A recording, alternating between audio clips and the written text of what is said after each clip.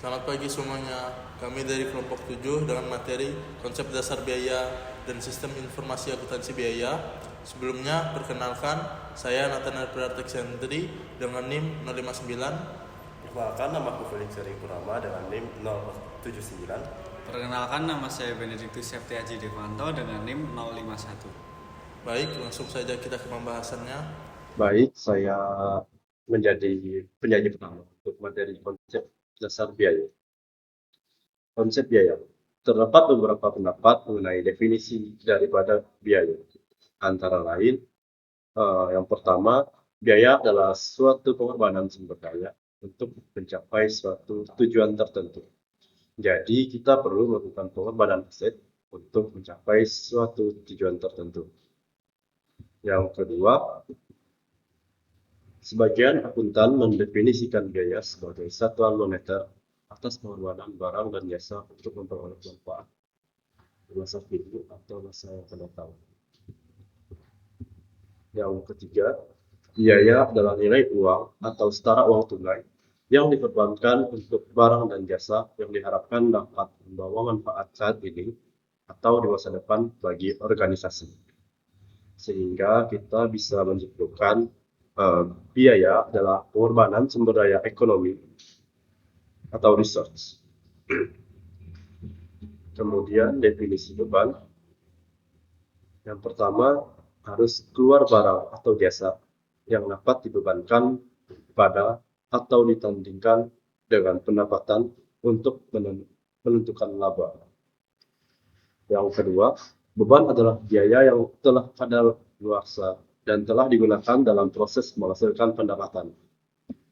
Dari kedua pengertian tersebut, maka dapat disimpulkan bahwa bila terdapat beban yang tidak mendatangkan manfaat, maka secara akuntansi diperlakukan sebagai rugi atau loss. Kemudian ada objek biaya. Berikut beberapa pengertian atau definisi dari objek biaya. Yang pertama, objek biaya adalah item yang digunakan dalam sistem akuntansi manajerial untuk mengukur dan menetapkan biaya. Yang kedua, apapun yang memperoleh kumpulan biaya. Konsep objek biaya adalah salah satu ide yang paling mendalam dalam akuntansi. Pemilihan objek biaya memberikan jawaban atas pertanyaan dasar mengenai biaya. Apa itu biaya? Atau biaya itu untuk apa? Karena adanya berbagai kebutuhan dalam pencarian biaya, perencanaan, dan pengendalian, sistem akuntansi biaya bersifat multidimensional. Misalnya, perlu untuk menerapkan biaya ke setiap unit produk, tetapi juga perlu untuk merencanakan dan mengendalikan biaya untuk setiap unit produk, tetapi juga perlu untuk merencanakan dan mengendalikan biaya untuk manajer individu bertanggung jawab, baik berdasarkan departemen, wilayah, geografis, atau fungsional. Desain dan penerapan sistem akuntansi biaya harus mempertimbangkan berbagai kebutuhan ini. Kemudian, jejak biaya ke objek biaya. Setelah objek biaya dipilih, pengukuran biaya sangat bergantung pada kemampuan untuk melacak biaya ke objek biaya tersebut. Jejak biaya menentukan seberapa objektif dapat diandalkan dan bermakna pengukuran biaya yang dihasilkan. Dan oleh karena itu, seberapa percaya diri pengambil keputusan dalam memahami dan mengandalkan pengukuran biaya sebagai dasar untuk prediksi dan pengambilan keputusan. Jejak biaya ke objek biaya bervariasi berdasarkan derajatnya. Salah satu cara umum untuk mengklasifikasikan biaya adalah dengan menandainya sebagai biaya langsung atau tidak langsung dari objek tertentu. Seolah-olah hanya ada dua tingkat jejak biaya. Pada kenyataannya, tingkat jejak biaya ada sepanjang kontinum atau berkelanjutan. Kemudian, jejak biaya dalam industri jasa. Jejak biaya sangat penting untuk pengambilan keputusan di bisnis jasa, seperti halnya di manufaktur. Untuk keputusan penetapan harga rutin, penawaran pekerjaan, dan penambahan atau pengurangan layanan. Mengetahui biaya berbagai layanan adalah hal yang sangat penting dalam lingkungan kompetitif. dan jejak biaya sama mendasarnya dalam menghitung biaya layanan, seperti dalam menghitung biaya barang yang diproduksi. Contoh sederhana dan umum dapat ditemukan di industri hotel. Menu layanan kamar biasanya mencantumkan pernyataan seperti biaya pengiriman Rp10.000 akan ditambahkan pada setiap pesanan. Mengapa tidak menyesuaikan harga daftar untuk semua item di menu dengan cukup untuk menutupi biaya pengiriman daripada menggunakan biaya pengiriman terjadi? Alasannya adalah karena alokasi yang sewenang-wenang akan diperlukan untuk menghitung jumlah biaya pengiriman yang harus ditambahkan ke setiap item. Haruskah jumlah yang sama untuk item seharga Rp10.000 dan item seharga Rp30.000?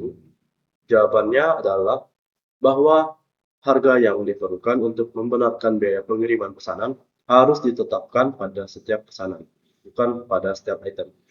Kemudian, biaya yang tidak boleh diakui nilai persediaan.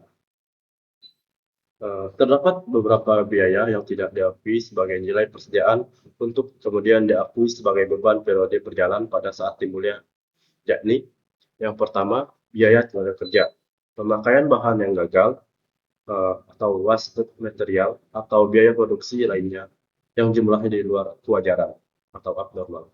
Yang kedua, ada biaya penyimpanan, kecuali biaya ini diperlukan selama proses produksi sebelum memasuki tahap proses produksi selanjutnya. Yang ketiga, biaya overhead administrasi yang tidak memberikan kontribusi dalam pengiriman persediaan ke lokasi dan kondisi terkini. Dan yang terakhir, ada biaya penjualan. Mengapa informasi biaya penting? Jawabannya adalah karena biaya merupakan refleksi kemampuan suatu organisasi dalam mengoptimalkan pemanfaatan sumber daya untuk mencapai tujuan yang telah ditetapkan. Saat ini, setiap organisasi dituntut mampu menentukan true cost untuk setiap aktivitas sebagai prasyarat agar dapat menentukan nilai atau manfaat dari suatu kapabilitas usaha. Disiplin manajemen keuangan mengajarkan agar para manajer keuangan memaksimalkan nilai organisasi dengan cara memaksimalkan shareholder value.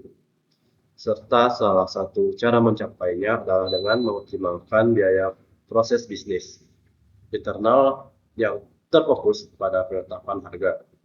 Namun seiring dengan perkembangan persaingan bisnis dalam era globalisasi, maka kini kecenderungan yang ada adalah semakin kompetitifnya harga, sehingga fokus optimalisasi biaya proses bisnis internal pun beralih dari penetapan harga menjadi penentuan biaya atau cost determination.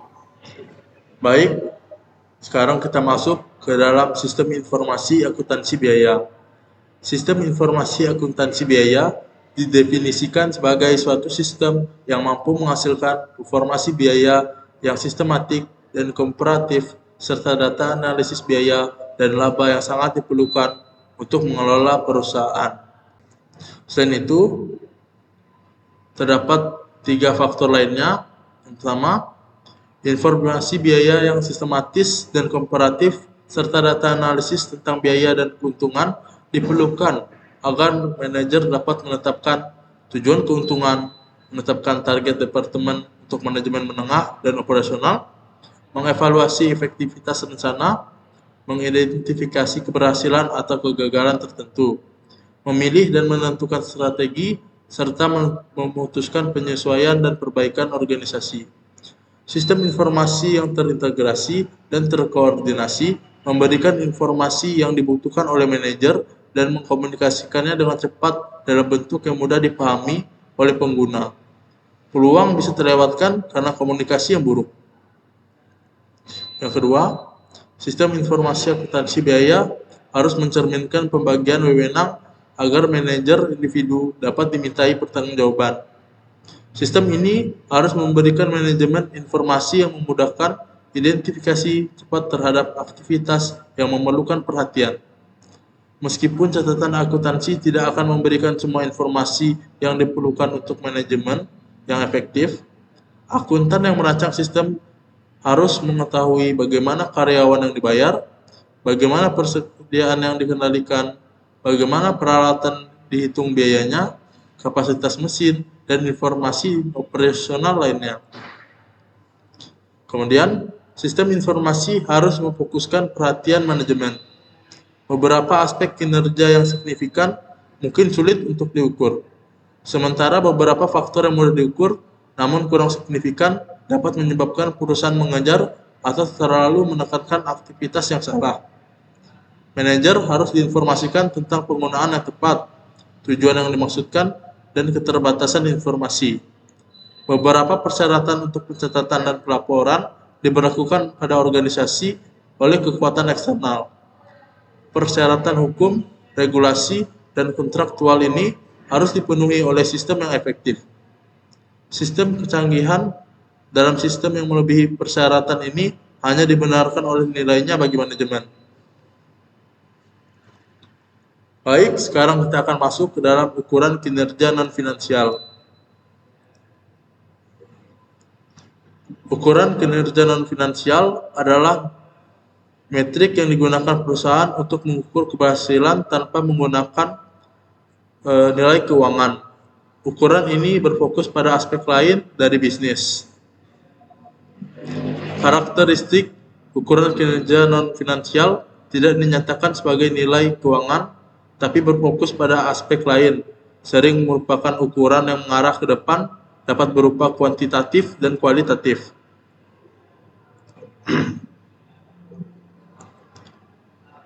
Banyak manajer telah menemukan bahwa kegunaan ukuran kinerja non-finansial tidak terbatas pada evaluasi kinerja.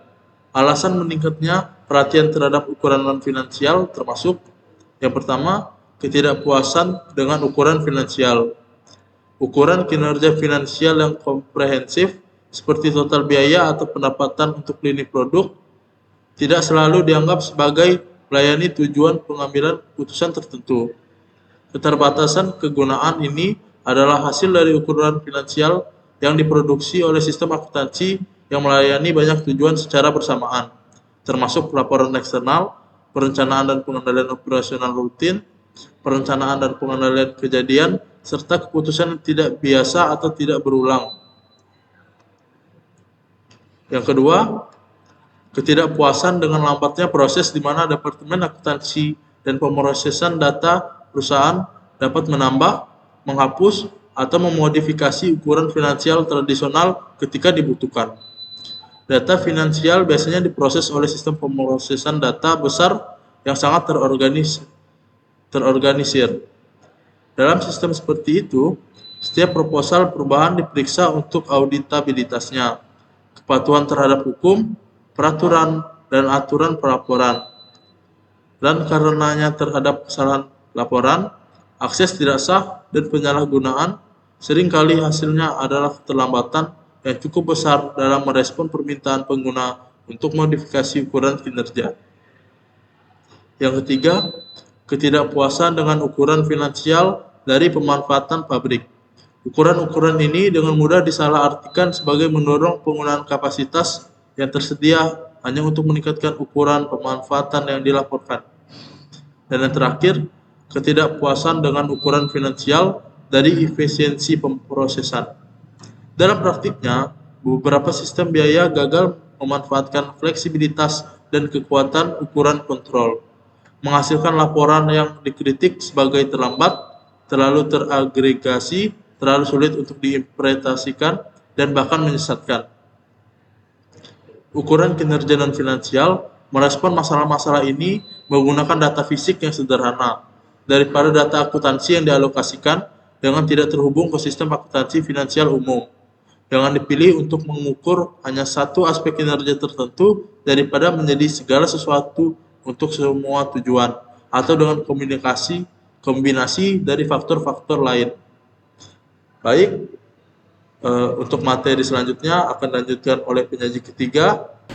Nah, selanjutnya ada classification of cost atau klasifikasi biaya.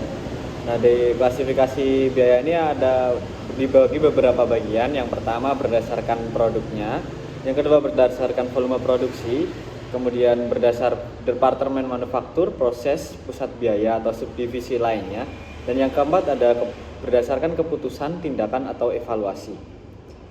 Untuk yang pertama ini ada cost in relation to the product atau berdasarkan produknya. Nah, proses klasifikasi biaya dan pengeluaran dapat dimulai dengan menghubungkan biaya ke berbagai fase dalam operasi bisnis. Dalam perusahaan manufaktur, total biaya operasional terdiri dari dua elemen utama, yakni biaya manufaktur atau manufacturing cost dan biaya komersial atau commercial expense. Nah, untuk yang pertama, biaya manufaktur atau manufacturing cost yang juga disebut biaya produksi adalah biaya yang dikeluarkan untuk memproduksi suatu barang, mulai dari pengolahan awal hingga barang jadi. Nah, di sini dari manufacturing cost ini terdiri dari berbagai bagian. Yang pertama ini ada direct materials atau bahan langsung. Bahan langsung sendiri adalah semua bahan yang menjadi bagian integral dari produk jadi dan secara eksplisit dimasukkan dalam penghitungan biaya produk. Contohnya termasuk kayu untuk pembuatan furniture dan minyak mentah untuk produksi bensin.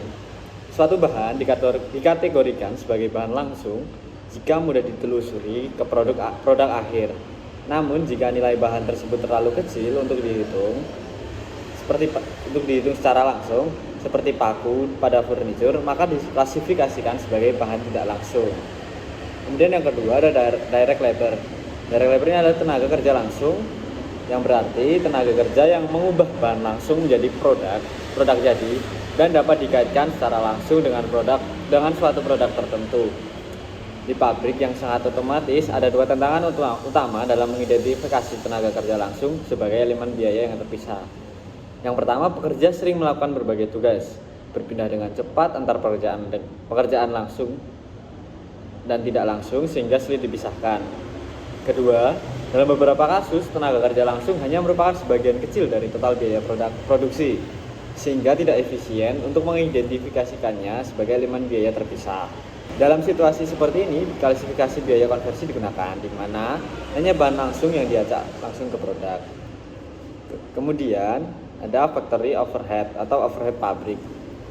Nah, overhead pabrik ini juga disebut overhead manufaktur. Overhead produksi, biaya produksi tidak langsung atau beban pabrik. Nah, ini terdiri dari semua biaya manufaktur yang tidak dapat langsung ditelusuri ke output tertentu. Umumnya, overhead pabrik ini mencakup semua biaya manufaktur kecuali bahan langsung dan tenaga kerja langsung. Kemudian yang selanjutnya ini ada indirect materials atau bahan tidak langsung. Nah, bahan tidak langsung ini adalah bahan yang dibutuhkan dalam proses produksi tetapi tidak diklasifikasikan sebagai bahan langsung karena tidak menjadi bagian dari produk akhir atau terlalu sulit untuk ditelusuri secara ekonomis. Contohnya seperti tadi ada paku, terus ada contoh lain seperti skrup, lem, dan staples. Nah, itu meskipun secara teoritis dapat dianggap sebagai bahan langsung, seringkali dikategorikan sebagai bahan tidak langsung karena nilai konsumsinya yang kecil atau kesulitan dalam pelacakannya. Nah, perlengkapan pabrik seperti oli pelumas, kain lap, pembersih, dan kuas juga merupakan bentuk bahan tidak langsung yang digunakan untuk menjaga area kerja dan mesin tetap berfungsi dengan baik. Nah, untuk selanjutnya yang terakhir di manufacturing cost, ini ada indirect labor atau tenaga kerja tidak langsung. Tenaga kerja tidak langsung ini mencakup tenaga kerja yang tidak dapat ditelusuri langsung ke pembuatan produk. Langsung saja, contohnya seperti termasuk gaji supervisor, petugas administrasi, pekerja pemeliharaan, dan petugas pengelola bahan. Dalam bisnis jasa, tenaga kerja tidak langsung dapat mencakup seperti resepsionis, operator telepon, petugas arsip, dan petugas penyediaan peralatan. Itu selanjutnya yang kedua, ini ada commercial expense atau biaya komersial. Nah, biaya operasional perusahaan yang tidak terkait langsung dengan kegiatan produksi ini adalah yang dinamakan biaya komersial.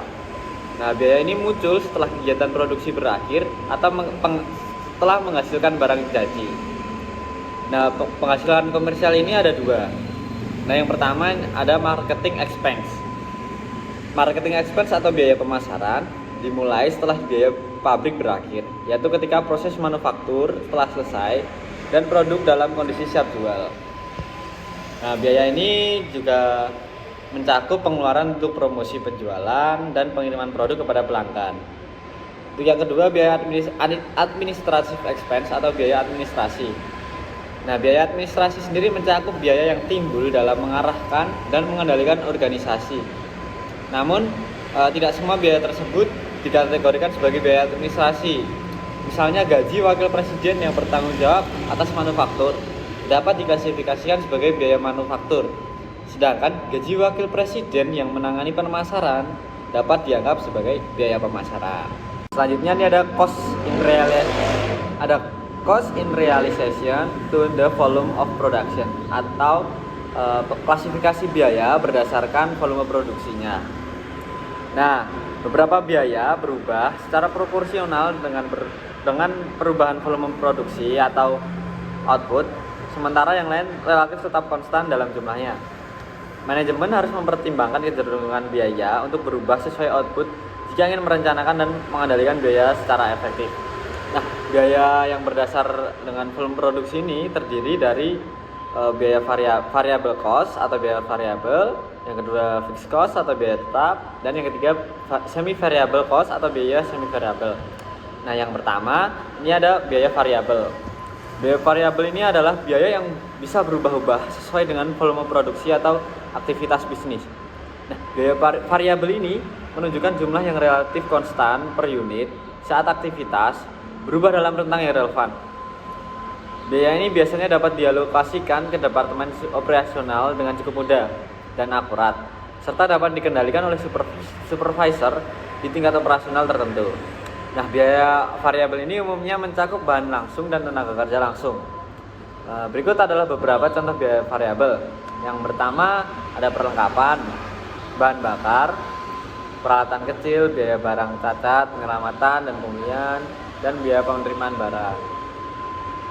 Nah, untuk yang kedua dia ada fixed cost atau biaya tetap. Nah, biaya tetap sendiri adalah biaya yang jumlahnya itu tidak berubah atau konstan, tetap. Meskipun terjadi perubahan aktivitas bisnis. Dengan kata lain, biaya tetap per unit akan stabil seiring dengan meningkatnya aktivitas dalam rentang tersebut. Nah, tanggung jawab pengendalian biaya tetap biasanya berada pada manajemen menengah atau eksekutif, bukan supervisor operasional. Nah, ada beberapa contoh biaya tetap seperti penyusutan, gaji, upah, sewa. Nah, biaya tetap dapat dianggap sebagai biaya untuk menjalankan bisnis, sedangkan biaya variabel adalah biaya yang terkait langsung dengan proses operasional bisnis. Nah, dalam beberapa kasus, tindakan manajemen ini dapat menentukan apakah suatu biaya dapat diklasifikasikan sebagai biaya tetap atau variabel. Nah, misalnya jika sebuah truk disewa dengan tarif per kilometer, itu disebut sebagai biaya variabel. Nah, namun jika truk tersebut dibeli dan kemudian disusutkan dengan metode garis lurus, nah maka biaya tersebut bersifat tetap. Nah, prinsip ini berlaku terlepas dari apakah truk tersebut digunakan dalam produksi, pemasaran, atau administrasi. Dalam pemasaran dan administrasi, terdapat banyak contoh biaya tetap dan variabel yang serupa dengan biaya overhead pabrik. Misalnya perlengkapan pabrik termasuk dalam biaya overhead variabel, sedangkan perlengkapan kantor yang digunakan di kantor penjualan termasuk biaya pemasaran variabel. Kemudian yang ketiga ada biaya semi variabel atau semi variable cost.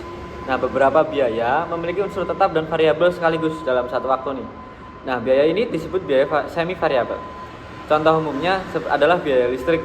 Listrik yang digunakan untuk penerangan cenderung merupakan biaya tetap karena lampu diperlukan terlepas dari tingkat aktivitas produksi. Namun listrik yang digunakan untuk mengoperasikan mesin dan alat-alat yang ada di perusahaan tergantung pada penggunaannya, jumlah biayanya. Nah, ada juga contoh lain biaya semi variabel ini seperti biaya inspeksi, biaya layanan departemen biaya, layanan departemen penggajian, layanan departemen personalia, biaya air dan limbah.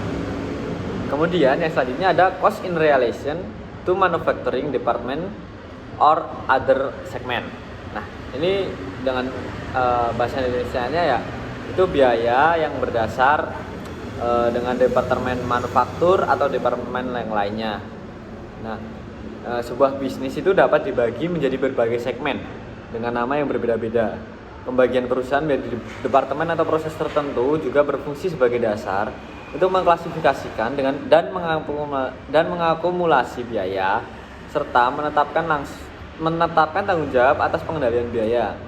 Ketika suatu produk melewati departemen atau pusat biaya tertentu, produk tersebut dibebani dengan biaya yang dapat ditelusuri secara langsung, seperti bahan langsung atau tenaga kerja langsung, serta bagian dari biaya tidak langsung atau overhead pabrik.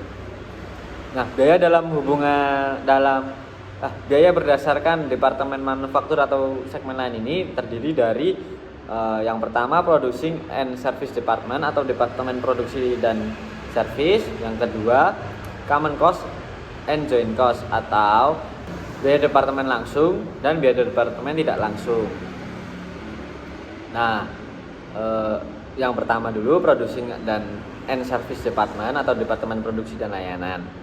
Yang departemen produksi ini adalah tempat di mana operasi manual dan mesin seperti pembentukan dan perakitan yang dilakukan langsung pada produk atau komponennya.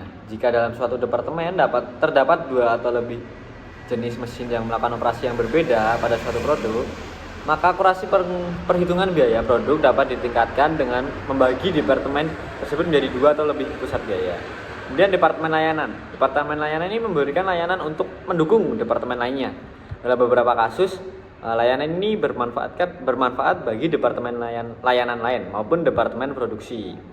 Nah, contoh departemen layanan ini adalah contoh departemen layanan yang umum ditemukan di berbagai perusahaan meliputi departemen pemeliharaan, penggajian, akuntansi biaya, pemrosesan data, atau makanan atau layanan makanan.